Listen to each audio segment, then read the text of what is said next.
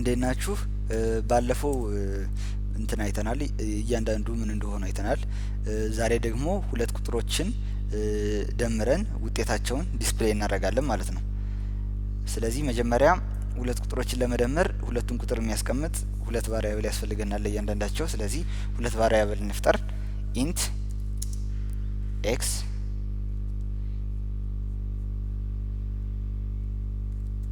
ከዛ ኢንት ዋይ። እዚህ ጋር ግር እንዳይላችሁ ሴሚኮለን ካለ በቃ አልቋል ማለት ነው ይሄ ስቴትመንት። በሌላ መልኩም ይሄን መጻፍ ይቻላል። ይሄን እንደዚህ አድርጋችሁ መጻፍ ትችላላችሁ ባጭሩ ኢንት ኤክስ ኮማ ዋይ ሴሚኮለን። ግን ይሄኛው ሞር ሪዴብል አይሆንም፣ ይሄኛው ነው ሪዴብል የሚሆን። ስለዚህ ያኛው የተሻለ ይመስለኛል። ከዛ ሁለት ቁጥሮች የምናስቀምጥባቸው ሁለት ቫሪያብሎችን ከፈጠርን፣ ቫሪያብል ማለት እንትን ሪፕሬዘንት የሚያደርግ ነው። አሁን ይሄ ኤክስ የሚባለው ቫሪያብል ኢንቲጀር ነው የሚያስቀምጥልን፣ ዋይም እንደዚሁ ማለት ነው። ሰም የሚባል ቫሪያብል ሌላ ልፍጠር፣ የሁለቱ ድምር የሚቀመጥበት ኢንት ሰም። ሶስት ቫሪያብሎችን ፈጠርን።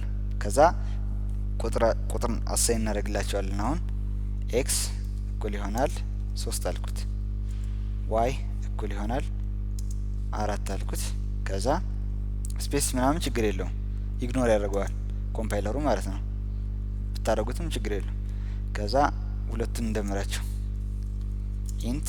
ከዛ ኢንት ማለት የለባችሁም ድጋሚ አንድ ጊዜ ዲክሌር ካደረጋችሁ ሰም ነው እንጂ ኢንት ሰም ካላችሁት ኤረር ነው የሚላችሁ።